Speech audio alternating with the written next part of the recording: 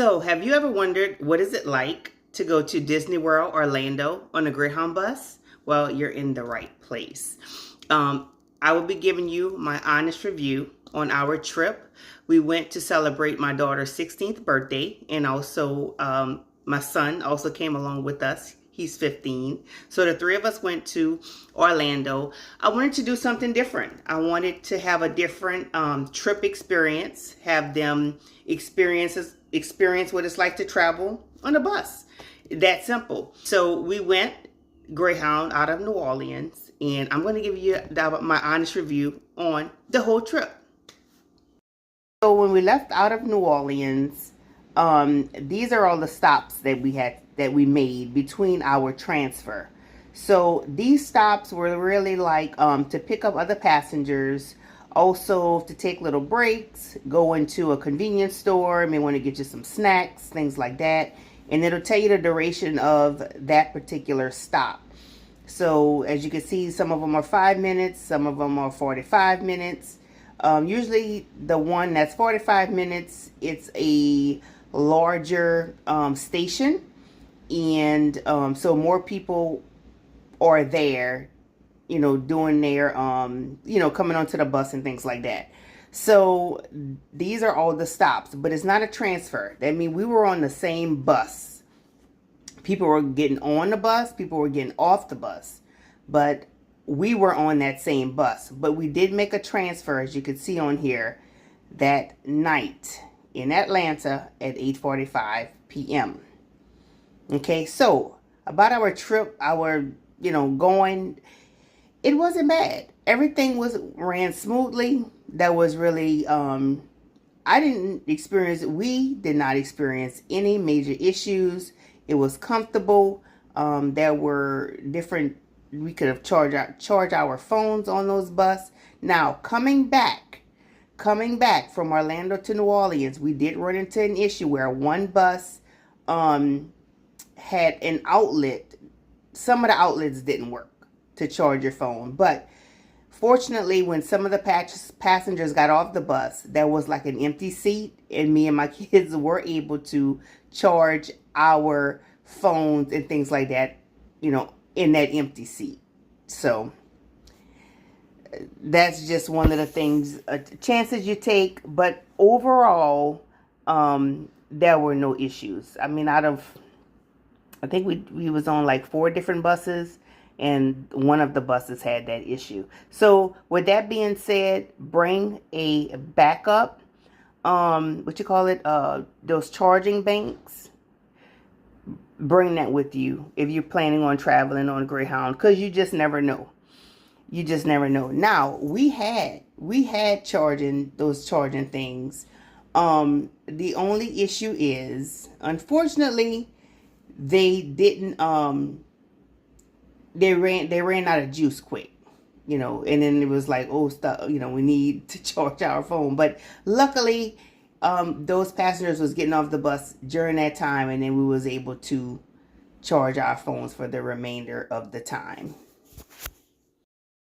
Now, this is a breakdown of the Atlanta stops. So we went from Orlando, coming back from Orlando to Atlanta, and from Atlanta to New Orleans, we had 3 stops.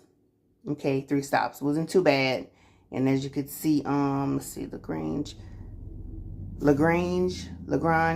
hope I'm pronouncing it right. It wasn't a long wait at all. It basically was pick up, drop off, and we were gone. Looks like the next one in Montgomery, that was only like a 10-minute stop. That wasn't long at all either. Mobile, that's a larger bus station. It always takes longer, so that's about over 30 minutes there. And then we arrived to New Orleans at 8:40 that morning. So I gave you guys a breakdown of our itinerary, the different stops you have to make. And like I said, the stops are good because you do have time to get out, stretch your legs, get a snack if you need. You could also pack snacks on your carry-on bag. We also did that as well. There was one weird incident though, coming back from Orlando, where there was this guy, right? Apparently he was under the influence of something. Not sure what. He didn't cause any disturbance. He did get left. They left him at the bus at the convenience store. No one knows where the man was. Nobody knows where the man went. Hopefully everything was okay for him. Worked out fine. That was the only like kind of weird thing that I would say. You know, that I would say that was kind of where'd the man go? I mean, the man was just, he was really making some weird movements. I felt safe with my children. I know that, you know, Greyhound bus drivers have some sort of a protocol for strange behavior. He was, let's just say he was in his own little world, right? But overall, it was a comfortable ride. You know, you just have to be okay with long rides. But to me, it passed by fast, especially like during the nighttime when you're sleeping. And then next thing you know, it's like morning and, you know, you're at a stop or a station, convenience store. And the next thing you know, you're at your destination. So like I said, they're charging ports. They do have charging ports on there. The restroom was fairly clean considering the type of restroom that is on the bus. And also I wanted to just mention this. So whenever the bus is making a stop at one of the stops, and the bus driver tells you, be back at such and such a time, be back at 3:20. They don't mean 3:21. They don't mean 3:22. They want you back for 3:20. Most of the drivers will wait on you. You know, they'll give you like a little extra 5 minutes.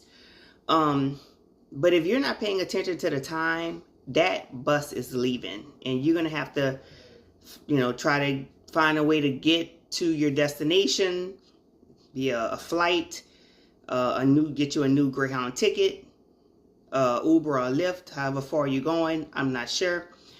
But try to pay attention to that. If you are, you know, wanting to go that Greyhound route, it's great. Like I said, they make plenty of stops. But the bus driver will tell you, be back on the bus for a certain time. Make sure you're on the bus for a certain time. Because like I was telling you guys before, that there was a guy who was left behind because no one knew where he was. Like I said, he appeared to be under the influence of something. And hey, we on the bus, we have to be somewhere. The bus driver has a time limit to meet, or you know, a time to be somewhere as well. So pay attention to the time so you don't get left. Just wanted to throw that out there. So yeah, other than that, you know, wasn't too bad at all. So until the next video, take care.